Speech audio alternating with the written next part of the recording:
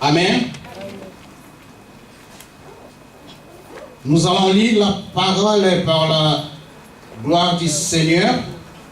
Matthieu 16, versets 6 à 9. Excusez-moi, j'étais à Matthieu 6. Matthieu 16, versets 6 à 9. La parole nous dit ceci.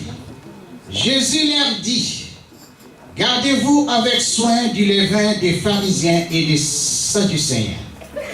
Les disciples raisonnaient en eux-mêmes et disaient, c'est parce que nous n'avons pas pris les pains.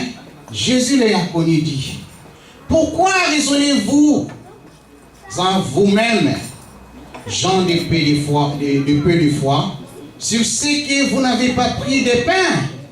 Êtes-vous encore sans intelligence et ne vous rappelez-vous plus les 5 pains de 5000 hommes et combien de paniers vous avez emportés?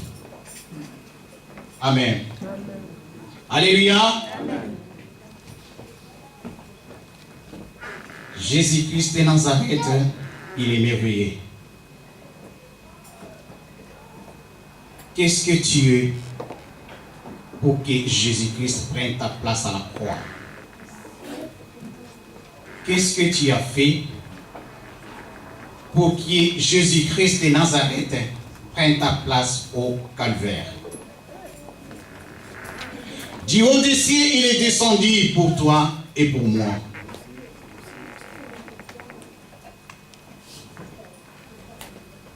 Il vient des cieux pour te sauver, toi. C'est lui qu'on appelle l'incarnation. Il était avec Dieu par la parole. Il y avait Dieu le Père, Jésus-Christ et le Saint-Esprit. Les trois, on les a appelés verbes créateurs.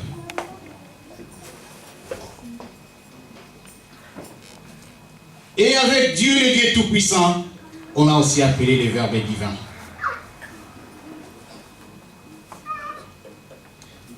Jésus-Christ de Nazareth, après avoir vu que tout ce que toi tu as fait, tout ce que l'homme a fait, n'a pas respecté la parole, il a dit non, je vais quand même, je vais descendre pour sauver le peuple. Qui es-tu pour qu'il vienne te sauver toi? Est-ce que tu t'es posé la question?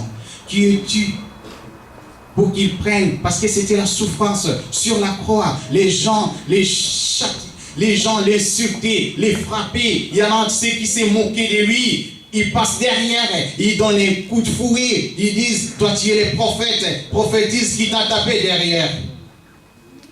C'était une comédie pour eux. Mais c'était la souffrance pour Jésus-Christ de Nazareth. Amen. Jésus est venu, il a commencé à faire la volonté du Seigneur. Il a pris ses disciples. Au départ, Jésus-Christ, il avait 70 disciples. Il n'avait pas 12. Il avait 70 disciples. Après avoir pris 70 disciples, il commençait à marcher avec eux, prêcher avec eux. Les 58 sont partis et les 12 sont restés. Amen. Parce que Jésus lui-même, il a dit, ceux qui sont avec nous, et ceux qui sont avec nous sont avec nous. Ceux qui ne sont pas de nous, et contre nous. Merci mon frère. Amen. Les 58, c'était contre eux. Mais ils étaient tous avec Jésus-Christ. Les 58 sont partis, les 12 sont restés. Et les 12 sont restés. C'était pas fini, il y avait un aussi qui était contre Jésus. Pourquoi? Parce que dans son cœur, il pensait que tout ce qui est matériel. Faites attention. Amen. Quand on pense que tout ce qui est matériel, on s'écarte petit à petit dans la parole de l'Éternel. Ils étaient tous ensemble, les 12, ils prêchaient la parole, tout ça. Ils étaient avec Jésus. Jésus faisait les miracles. Les gens, ils avaient faim. Ils multiplient les pains. Les gens mangent. Les gens, ils étaient malades. Ils prient. Les malades étaient guéris. Mais à un certain moment, il voulait traverser le Jourdain. Les disciples, ils ont dit, comme Jésus avait demandé, est-ce que vous avez quelques pains? Les disciples, ils ont dit oui. Amenez-là, c'est quelques pains avec les poissons, je vais les multiplier. Jésus-Christ a multiplié les pains en fonction des pains qu'eux, ils ont ramenés. Et les disciples, ils ont cru que les miracles que Jésus est en train de faire, ça s'accomplisse avec les morceaux qu'il ramène. Il y avait avant de traverser, les disciples ont dit à Jésus, écoute, Seigneur, on va traverser de l'autre côté. Ça serait mieux qu'on fasse des provisions de quelques pains, parce que si on va de l'autre côté, les gens ont faim, on n'aura plus besoin d'aller chercher. On va tout simplement sortir les peu que nous allons apporter, et toi tu les multiplies, on va manger. Amen. Mais Jésus ne raisonnait pas comme ça. Au lieu de rester en esprit, mais eux, ils raisonnaient avec la chair. Leur pensée, c'était avec la chair. C'est pour cela qu'il les a posé la question en disant, êtes-vous encore sans intelligence et ne vous rappelez-vous plus les 5 pains des 5000 hommes et combien de paniers vous avez apportés? Mais ce n'était pas seulement ça, mais il a dit, avant ça, il a dit une parole. Gardez-vous avec soin du levain des pharisiens et des sadducéens. Lorsque Jésus il a dit ça, les disciples croyaient que les pains, il faut éviter les farines et les levures que les pharisiens et les sadducéens ramenaient. Ce n'était pas les pains, eux, ils croyaient. Mais Jésus parlait de leur ancienne mentalité. De nettoyer l'ancienne mentalité et ôter tes yeux de ce que tu vois. Revêtis-toi des yeux spirituels. Ôter cette ancienne mentalité qui te ramène à la diversion, qui te ramène à commettre des péchés, qui te ramène à faire des choses qui sont contraires à Dieu. Il a dit, raisonnez en esprit. Conduis-toi en esprit et c'est comme ça que tu seras sauvé. Amen. Jésus connaissait ses disciples. Mais qu'est-ce qui s'est passé? Parce que lorsque Jésus était avec eux, les disciples n'avaient pas encore le Saint-Esprit. Amen. Malgré les disciples marchaient avec Jésus-Christ à côté, mais ils n'avaient pas le Saint-Esprit. Ils étaient toujours des hommes comme vous. Non, si je dis comme vous, je ne dis pas que vous n'avez pas le Saint-Esprit. Amen. Ils étaient des hommes comme tout le monde, oui, mais Jésus était à côté d'eux, mais ils n'avaient pas encore le Saint-Esprit. C'est pour cela qu'ils raisonnaient de cette manière-là. Sans l'Esprit de Dieu. C'est le Saint-Esprit qui conduit. Tant que tu ne l'as pas encore, tu vas marcher comme quelqu'un qui a des yeux fermés. Ils n'avaient pas le Saint-Esprit comme beaucoup qui viennent dans l'église, malgré qu'ils viennent pour prier, mais l'Esprit de Dieu n'est pas encore sur lui. Quand tu viens à l'église, c'est pas par habitude, c'est pas par coutume, parce que nous, je suis né dans une famille chrétienne, on est obligé d'aller à l'église. Non, c'est une obligation, comment dirais-je, c'est une volonté. Amen. On est obligé d'aller. C'est le Seigneur qui va te convaincre dans ton cœur, parce que vous tous, vous êtes là. Avant d'aller dans l'église, il faut écouter une cloche qui sonne, qui retentit. Il dit non, il est déjà 6 heures, je suis en retard, il faut que je cours pour aller au culte. Mais si je demande parmi vous, vous n'avez que des réveils, mais vous n'écoutez jamais les cloches qui sonnent afin que vous vous réveillez pour aller à l'église. Mais Jésus-Christ a mis des cloches dans vos cœurs qui résonnent, qui sonnent à chaque fois frénétiquement, afin que vous vous réveillez pour dire qu'il est l'heure, il faut que je me prépare pour aller à l'église. C'est le Saint-Esprit.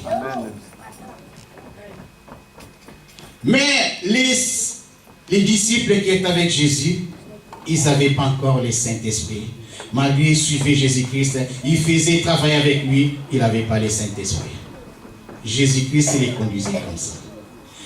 Si nous regardons dans les livres de Samuel 8, verset 1er, Israël demandait un roi. Ce qui était vendredi connaît aussi l'histoire du début. Israël demandait un roi, et ces rois-là, ils disent non. Seigneur, nous voulons un roi parce que notre Samuel, il est déjà vieux. Samuel, le prophète Samuel, il dirigeait les enfants d'Israël. Il faisait tout ce que les rois pouvaient faire, la justice, tout.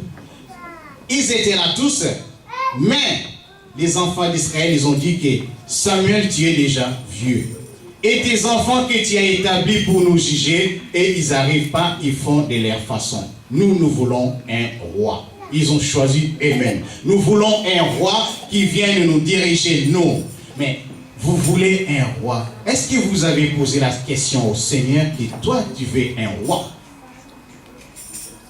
1 Samuel 8, verset 1er, et tu descends jusqu'en bas. Ils ont demandé un roi. Est-ce que c'est par rapport à la volonté de l'Éternel ou c'est par rapport à leur propre volonté? Quand vous demandez quelque chose, est-ce que c'est la volonté de l'Éternel ou c'est ta propre volonté? Alléluia. Ils demandent un roi pour qu'il soit jugé par rapport à ce qu'ils veulent. Ils ont dit les autres, ils ont un roi, mais nous, on n'a pas un roi, nous voulons être comme les autres. Un peuple acquis, qui veut être comme les autres. Dieu les a donné un prophète. Vous savez, dans le monde entier, surtout aux États-Unis, il y a beaucoup de riches qui cherchent à voir des prophètes, des révélateurs à côté. Ils les payent, ils les gardent. Vous ne savez pas que les dons des prophéties, c'est de l'argent? Amen. C'est la richesse des dons des prophéties. Parce que les dons des prophéties, tu peux avoir une prophétie, une révélation. Le Seigneur te montre une formule chimique. Et cette formule-là peut sauver plusieurs autant de maladies. Et si tu prends cette formule chimique-là, tu vas dans des grands laboratoires en Suisse et tout ça, tu vends cette formule. Vous savez combien de millions que vous allez apercevoir? Ou des milliards. Quelqu'un qui a un don de prophétie, c'est un milliardaire, comme le dit maman tout le temps. Amen. Ne négligez pas. Et ils avaient cet avantage-là d'avoir un prophète à côté, mais ils cherchent un roi. Quelle différence? Amen. Amen. Parce que les gens souffrent par manque de connaissances. Quand tu marches, tu ne connais pas les chemins, tu es perdu. Ben, vous savez ce que ça fait. Vous avez une voiture, vous cherchez une adresse et vous ne trouvez pas, vous allez à gauche, vous allez à droite. Mais c'est lui qui connaît les chemins. Vous êtes quittés à la même heure et les trajets, c'est pour 15 minutes. Vous qui ne connaissez pas, vous allez faire 1 heure. Celui qui connaît les chemins, il va faire 15 minutes. C'est pourquoi les enfants d'Israël ont fait 40 ans, 40 jours. Et ils ont fait 40 ans dans les déserts. Parce qu'ils ne savaient pas où ils allaient. Ils ne voulaient même pas savoir où on les amène. Ils disent, nous, on veut ça. Moi, je vais manger.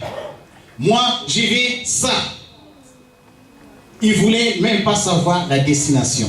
C'est pour cela qu'ils ont resté longtemps. Et si vous regardez sur la carte de l'Égypte jusqu'à la terre promise, ce n'est pas un endroit où il faut faire 40 ans. Mais par manque de connaissances, ils tournaient en rond. Eux, ils pensaient, ils avançaient, mais ils tournaient en rond. Quand tu fais un rond-point, tu peux faire 1000 km et tu ne vas pas dire que tu as avancé. Là, tu tournes. Et ils ont demandé un roi, ils ont dit que nous voulons un roi qui vient. Vous voulez un roi? Samuel a prié, il a demandé à son Dieu, il a dit, les enfants, ils veulent son roi. Dieu l'Éternel a dit, Samuel, ne t'inquiète pas. De toutes les façons, ces peuples-là, ils m'ont déjà rejeté, ça fait longtemps. Ne t'inquiète pas, ils sont comme ça. C'est pas toi qui sont en train de rejeter, mais c'est moi l'Éternel. Laisse-les, je vais leur donner un roi. Il a choisi un roi. Lorsque l'Éternel a choisi un roi, c'était Saül, les fils de Kis. Parce qu'il y a Saül et Saul. Saul, c'est apôtre Paul. Et Saül, les fils de Kis. Il était beau, géant. Personne des enfants d'Israël était beau comme lui. Voyez comment l'Éternel fait des choses. C'est pas tout ce qu'on voit qui frappe dans les yeux, c'est bien pour l'apercevoir. Saül, les fils de Kis, il était beau. Aucun homme, si on faisait les concours, c'est lui qui devrait sortir les plus beaux de tous les enfants d'Israël. Il a choisi Saül, il a transformé le cœur de Saül, il lui a donné les dons des prophéties. Il a donné les dons des prophéties à Saül, et Saül commençait à prophétiser avec les autres prophètes. Ça, c'est le signe de Dieu. Je suis en train de sauter l'histoire parce que c'est très long, mais je prends que l'essentiel. Parce que c'est pas ça vraiment notre thème. Amen. Amen. Et Saül, il commençait à prophétiser. Dieu, il sait faire des choses. Il prend qu'il a transformé. Il lui a donné d'abord un autre cœur. Il a transformé son cœur. Et puis, il a mis les dons des prophéties à Saül. Et Saül, il commençait à prophétiser avec les autres prophètes. Et les gens qui connaissaient Saül, ils disent, ben, celui-là, moi, je les connais, les fils de Kis. Son travail, c'est des paître les ânes de son papa. Mais là, il est en train de prophétiser avec les prophètes. En plus, il est prophète connu. Qu'est-ce qui fait Saül? Ben, Saül, l'Éternel était en train de préparer Saül pour diriger les enfants d'Israël. Mais avant ça, l'Éternel les a avertis. Il a dit à Samuel, dis-leur que les rois qu'ils ont cherchés, ces rois-là, ils viendront les faire souffrir. Ils vont devenir les esclaves de ces rois-là. Leurs enfants seront des esclaves de ces rois-là. Vous allez donner vos dîmes et vos biens à ces rois-là. Lui, il va tout récupérer. Vous, vous resterez avec rien. Vous serez comme des esclaves de ces rois-là. Les enfants d'Israël, ils ont dit, on s'en fout. On veut seulement un roi, c'est tout. C'est pas normal. Si quelqu'un vraiment, il sait que non, là où tu vas souffrir. Il dit, bon, on s'en fout, je vais quand même y aller, malgré la souffrance. Il y a quelque chose qui tape dans la tête. Malgré l'avertissement, mais les gens sont entêtés, ils ont dit, on veut un roi. L'Éternel les a donné un roi. Mais après avoir établi Saül, le roi Saül, Samuel a pris Saül, il l'a oint, il a mis de l'huile, selon la recommandation de l'Éternel. Saül a commencé à diriger les enfants d'Israël. Les enfants d'Israël sont tous réunis dans la ville de Gilgal. Là où Saül l'a promis, il a dit, attendez-moi là-bas, pendant 7 jours, je viendrai pour t'établir au roi. Saül a commencé à travailler, mais comme ce n'était pas la volonté de l'Éternel, les enfants d'Israël ont pleuré. Et jusqu'à ce que Saül était remplacé par David. Mais avant que David arrive, vous savez combien de souffrances que les enfants d'Israël ont connues avec le roi Saül. Pourquoi? Parce qu'ils cherchaient à faire des choses par leur volonté. Amen, peuple de Dieu. Le vendredi, c'était l'enseignement. Aujourd'hui, c'est la prédication. Les enfants d'Israël, vous tous, vous êtes là. On vous appelle des peuples acquis. C'est pas ça? Vous êtes un peuple à part. Quand on croit à Dieu, on croit à Jésus-Christ, on est un peuple à part. L'Éternel Dieu veut dire ceci. Il y en a beaucoup entre vous, ils font leur propre choix, après ils viennent et présenter ça au Seigneur. Au lieu de prier d'abord le Seigneur, que le Seigneur te fasse un choix que toi, tu peux être bien avec, mais toi, tu fais d'abord ton choix, et puis tu viens te présenter. C'est comme quelqu'un qui veut faire un voyage. Il est parti à l'agence, il a acheté son billet, il est parti dans un consulat, il a pris son visa, il prévoit les serviteurs de Dieu, il dit que moi, je vais voyager, prie l'Éternel. Et si l'Éternel dit que là où vous voulez aller, c'est pas bon, il y a un accident qui vous attend devant. Est-ce que vous allez annuler le voyage, vous allez remettre les billets, ou bien vous allez continuer à partir? Parce que vous avez fait votre propre choix, vous dites que non, moi je vais quand même y aller parce que j'ai déjà acheté les billets, le rendez-vous est déjà pris. Alléluia. Amen. Mais Seigneur veut que vous lui faites confiance. Pourquoi les gens décident eux-mêmes? Pourquoi? Parce que la promesse tarde. Ça ne vient pas parce qu'ils font des calculs. Moi, dans 2 ans, il faut que je sois ainsi. Mais tu as mis les calendriers devant toi. Est-ce que tu connais la volonté de l'Éternel? À force de mettre les calendriers, les gens sont pressés. C'est pour cela qu'ils font des choses eux-mêmes. Une femme qui voit un mari qui apparaît. Et ce mari-là, tous les jours à l'église. Et cette femme-là vient toujours embêter ma prophétesse pour lui dire que non, prophétesse, prie pour moi pour que j'aie un bon mari. Alléluia. Et le mari apparaît. La femme voit le mari. Il dit, non, mais ça, c'est pas la volonté du Seigneur. Amen. Pourquoi? Parce que le mari n'est pas beau, le mari n'est pas géant comme il voulait, parce qu'il y a des femmes déjà. Moi, je veux un mari, il faut qu'il soit géant, beau, riche. Alléluia. Amen. Est-ce que c'est un bon choix de l'Éternel ou bien c'est ton propre choix? Alléluia. Et le monsieur, s'il apparaît, le monsieur, il est mince court, des petites tailles. Bon, il n'est pas trop riche, mais il a quand même un peu de moyens. Il a quoi? Il a un vélo. Le monsieur apparaît, il dit que non, je t'aime, ma chère, je vais te marier. Oh, mais non, ça, c'est pas le choix d'église, ça. Moi, si la prophétesse prie, c'est que dit que ça va être un ministre. Amen. Parce que je connais, c'est une femme de l'onction, mais si c'est vélo, c'est Satan, c'est pas l'Éternel. Alléluia. La femme commence à faire des calculs et dit, oh là là, ça, je ne veux pas. J'attends toujours ce qu'on a prié, qu'on a demandé au Seigneur, celui-là, il va venir. Alléluia. L'Éternel a dit, bon, c'est comme c'est son choix, il envoie un deuxième. Avant que le deuxième arrive, les gens lui posent la question, la famille, mais celui-là, le monsieur, il est bon, ça fait longtemps, on le connaît, c'est un monsieur gentil, un monsieur, tout ça, ainsi de suite. Mais pourquoi tu ne veux pas? Non, mais moi, ces maris-là, je ne veux pas.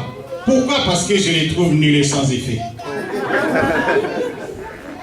Lorsque le mari est là, c'est que le Seigneur a choisi. Tu ne sais pas pourquoi le Seigneur a choisi ces maris-là. Il y avait une raison, mais pour toi, ce n'est pas la bonne. Il a envoyé deuxième mari, et le mari est venu avec beaucoup d'argent, Mercedes comme tu voulais. Le mari s'est présenté. Ah ben c'est bien là, c'est celui que je veux. La femme s'est mariée. Mais vous savez, il y a un serviteur de Dieu qui était un grand voleur. Oui, amen. Il est médecin évangéliste. C'était un grand voleur. Il voulait tout, à chaque fois, il cambriolait les maisons des gens. Un jour, il est parti cambrioler, c'était son témoignage. Il est parti cambrioler une maison.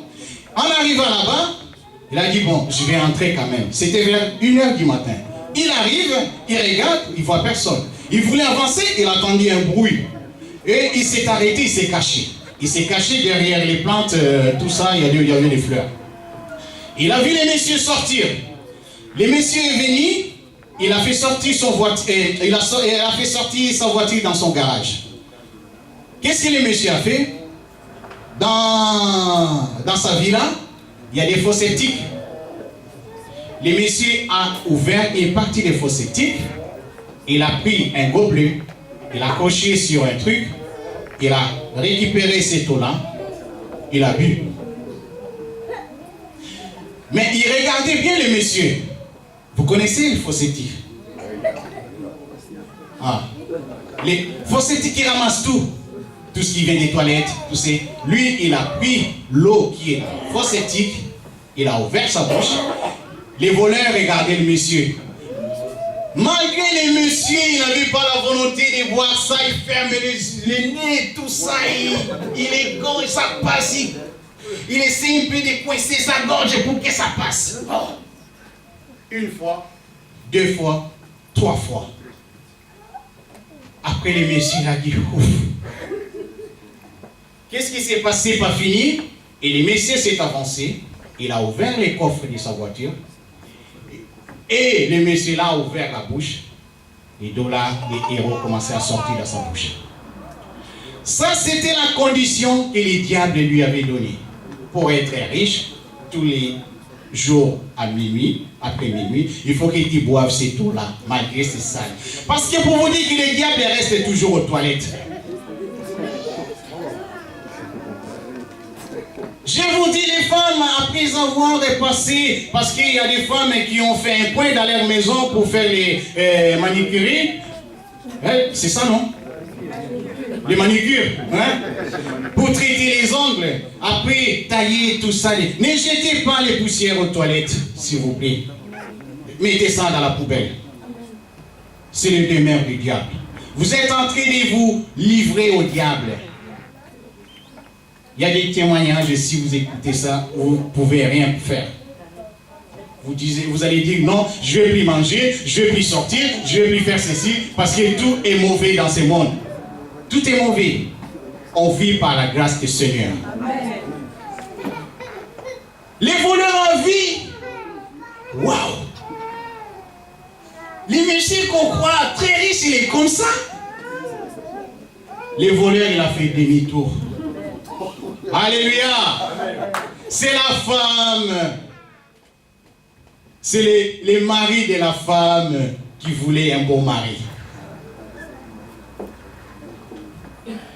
Le monsieur est parti, il a dit à partir d'aujourd'hui, je ne vais plus voler parce que cet argent-là, je croyais que c'était l'argent propre. Or, c'est l'argent sale. Et lui aussi, les voleurs, ceux qui volaient, c'est l'argent sale aussi. Mais il ne voit pas ce qui lui volait, mais il a vu ce que le Seigneur lui a montré. Le Seigneur, il savait pourquoi il lui a montré ça. Alors, si le monsieur là, qui est le voleur, il va raconter à cette femme-là qui voulait un bon mari, que voilà comment est ton mari, est-ce que le soir, cette femme-là, il va faire un bisou à son mari? Parce que si on lui raconte que ton mari voit de l'eau des fosses septiques, est-ce que lui, il va faire un bisou à son mari déjà le soir? Alléluia!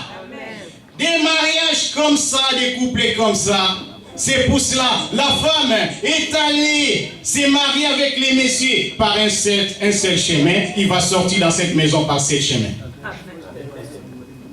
Il va dire que non, c'est ça que je voulais, mais je ne vais plus rester, et il va quitter la maison. C'est ça la volonté de l'homme, ce n'est pas la volonté de Dieu. Nos choix, ce n'est pas les choix de Dieu. Faites attention, parce que si le Seigneur insiste, il y a aussi des femmes qui sont mauvaises aussi. Et non, mais vu, c'est pas seulement les maris, alléluia. Amen, les hommes. Amen. Ouais, tu as entendu, amen. Le Seigneur te ramène une femme, non, celle-là, je ne veux pas. Mais tu vas aller, je veux que les femmes soient vigoureuses et tout ça. Mais cette femme-là que tu veux, toute la nuit, elle va commencer à te tabasser. Et tu vas commencer à porter plainte. Le monsieur, il y avait un monsieur qui est parti porter plainte au commissariat. Elle arrive au commissariat, malheureusement, c'était une femme à la réception. Je suis venu porter plainte. Pourquoi? Parce que ma femme est tape. Et la dame n'a pas eu le courage d'écrire. Parce qu'elle s'est mise à rire, à rigoler, elle ne pouvait pas. Elle a appelé son collègue pour qu'il vienne prendre une plainte parce qu'elle n'en pouvait pas. Elle était morte. J'ai jamais vu, la dame elle a dit, j'ai jamais vu un monsieur qui vient porter plainte parce que sa femme la tabasse. Ça s'appelle les maris battus.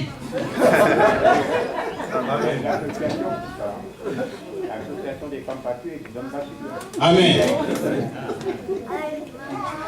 Alléluia. C'est pour cela l'Éternel insiste. Cherchez les choix de l'Éternel. Ne faites pas vos propres choix. Parce que vous voulez toujours tout ce qui est matériel. Il y avait un homme de Dieu qui... non, c'était même pas un homme de Dieu. Il y avait un homme, Zachée, dans le livre de Luc chapitre 19, verset 1er. Zachée, il était court, de taille, mais il était riche. Il avait l'argent. Amen. Amen. Mais qu'est-ce qui s'est passé? Malgré sa richesse, les chefs des publicains en plus, malgré sa richesse, ils ont entendu Jésus-Christ est en train de passer. Il a dit non, je laisse d'abord ma richesse, je vais voir ce Jésus-là. Comme il était petit détail, il ne pouvait rien voir. Les gens les empêchaient, les gorilles et tout ça. Il dit non, non, c'est nous aussi on veut voir. Il a dit non, je ne resterai pas là. Il est parti monter dans un sycomore. C'est un arbre qu'on ne trouve pas ici. Il est monté juste pour voir Jésus. Jésus est en vie, Zachée, il dit, Zachée descend. Aujourd'hui, je vais manger chez toi. Alléluia. Jésus-Christ est parti manger chez Zachée. Pourquoi? Parce que Zachée, il a abandonné tout ce qui est matériel. Il a préféré tout ce qui est spirituel. Amen.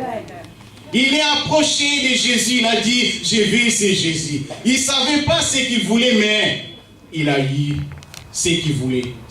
Il a eu ce que l'Éternel avait proposé pour lui. C'est l'Éternel qui a préparé que le Seigneur Jésus-Christ aille manger dans la maison de Zachée.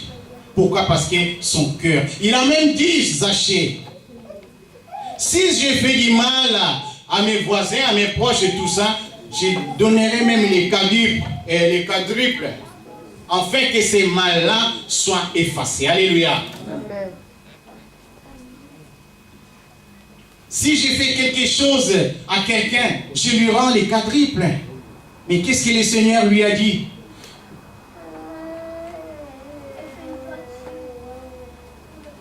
Ta maison est bénie.